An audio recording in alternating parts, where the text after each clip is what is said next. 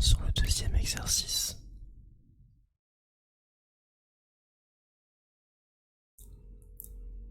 C'est un exercice sur les espaces euclidiens et sur les produits scalaires. En effet, on demande de montrer que la norme euclidienne associée au produit scalaire canonique sur Mn2R vérifie que la norme de A fois B est inférieure à la norme de A fois la norme de B.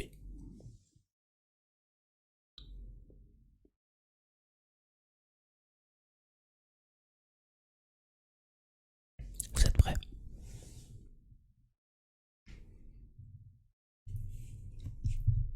On va pouvoir commencer.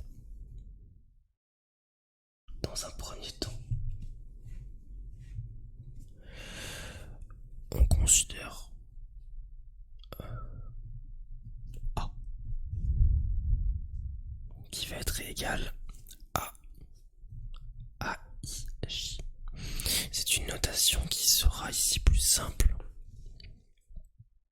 puisqu'on va travailler avec le produit scalaire canonique de Mn2R. Donc A est une matrice appartenant à Mn2R, donc c'est une matrice n fois n contenant des réels. Et on va appeler AIJ le coefficient se situant sur la ième ligne et la jième colonne. Donc I et J appartiennent à 1n. On va faire de même pour B. On va pas s'embêter. Donc on a B qui est égal à BJ. Donc avec I et J qui appartiennent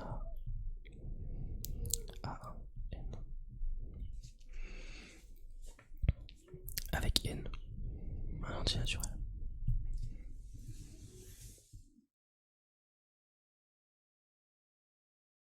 On sait que le produit scalaire canonique, puisque c'est celui qu'on va utiliser dans cet exercice, ici est donné par bien le produit scalaire de A par B est égal à la trace, donc la somme des coefficients diagonaux de la transposée de A fois B.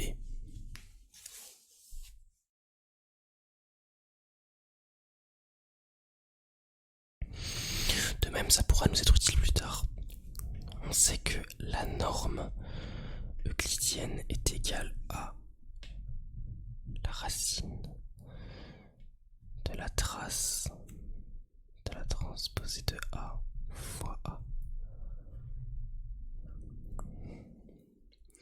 Ce qui est égal en fait à la somme pour I est égale à 1 jusqu'à n de la somme pour J est égale à 1 jusqu'à n de AIJ au carré, le tout à la racine, donc puissance 1 demi.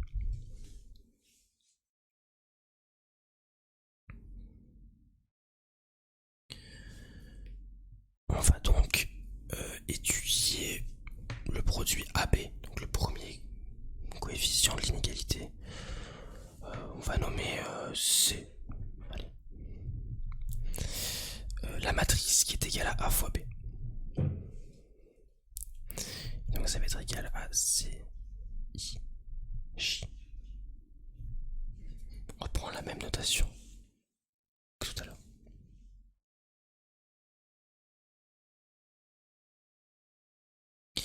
Puisque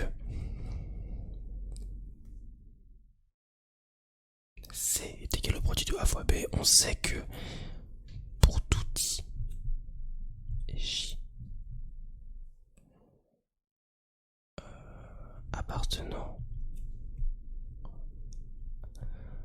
à un n, alors le coefficient I, J de la matrice A fois B est juste égal à la somme pour K allant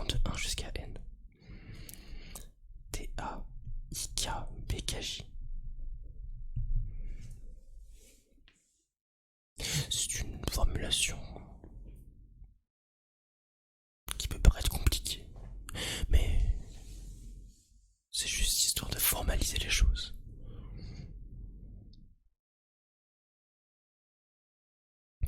Ainsi, puisque on a cette égalité, on sait que pour chaque coefficient CIJ, on sait que CIJ est donc égal à la somme des AIK PKJ.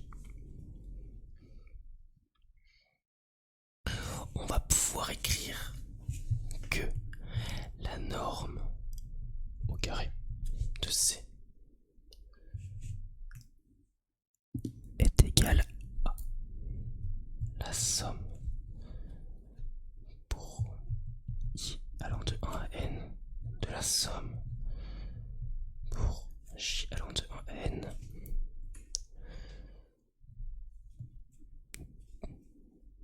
des CIJ au carré.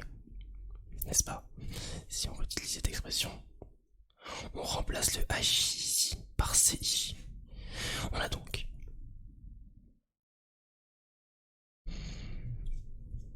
la somme pour K allant de 1 à N des A, I, K, P, KJ, le tout au carré.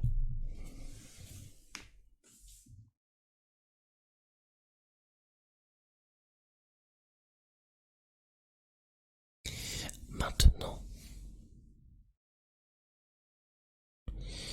nous allons utiliser l'inégalité de Cauchy-Schwarz.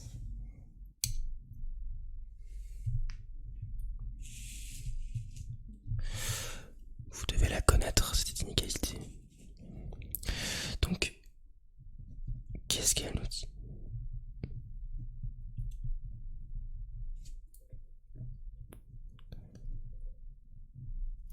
De Cauchy-Schwarz.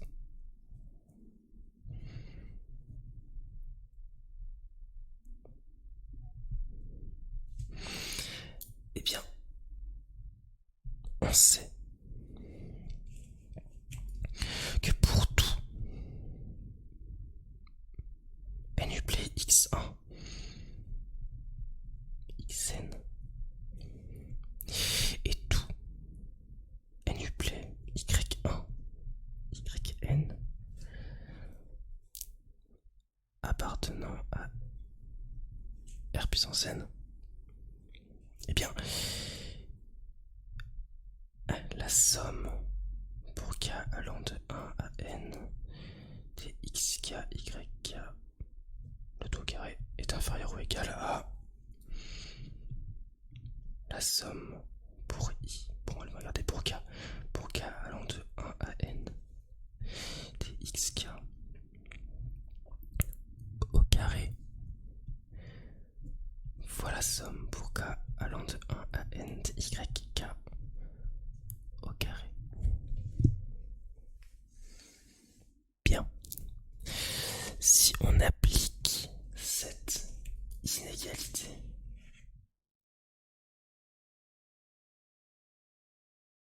à l'expression de la norme de C au carré,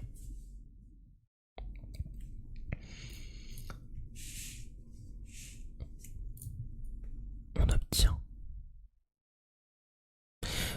Cette application est possible car on travaille avec des coefficients réels. Ici, du moins. Donc, par cette inégalité, on va avoir donc la norme de C au carré qui va être inférieure à la double somme de J allant de 1 à N de I allant de 1 à N et de J allant de 1 à N. Voilà. De la somme pour K allant de 1 à N des A, IK au carré fois la somme pour K allant de 1 à N des B,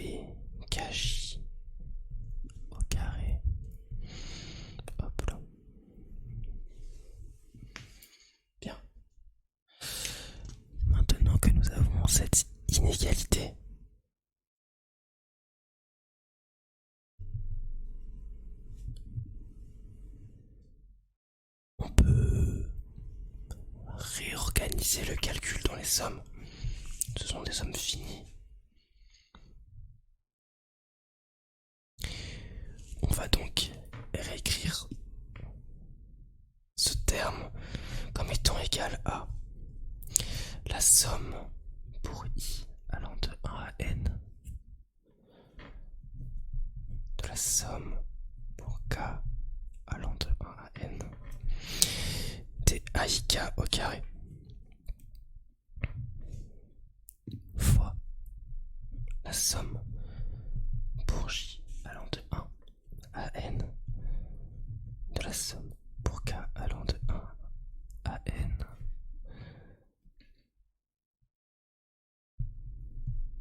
des pkj au carré.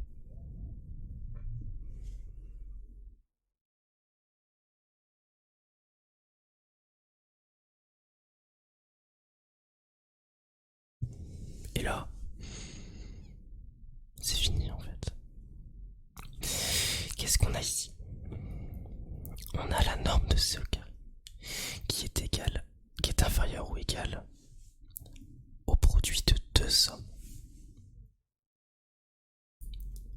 Or, on reconnaît ces sommes. Ces sommes, nous les avons déjà écrites plus haut.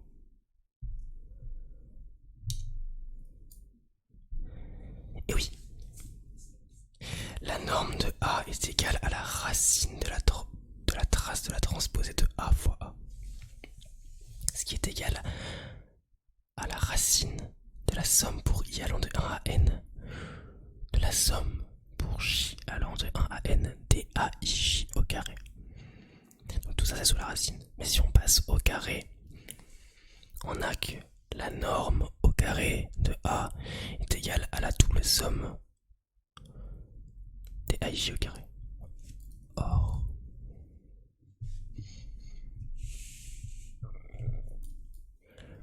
ici, on a ces deux sommes. Donc ce terme-là est égal à la norme de B au carré. Et ce terme-là est égal à la norme de A au carré. Ainsi, on a démontré que C, la norme de C au carré est inférieure ou égale à la norme de A au carré fois la norme de B au carré.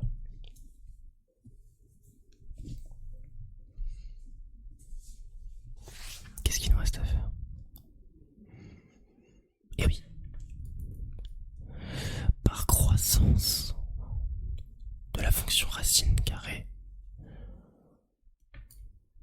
on va avoir la norme de C qui est égale à la norme de A fois B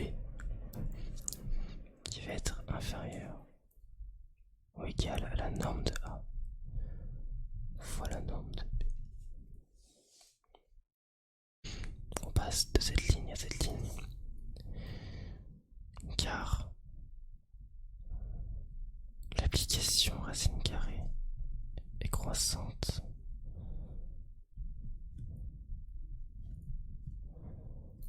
sur R. Et voilà. Je vous laisse vérifier que tout est bon. Notifiez-moi s'il y a des erreurs ou des coquilles. On se retrouve au prochain exercice.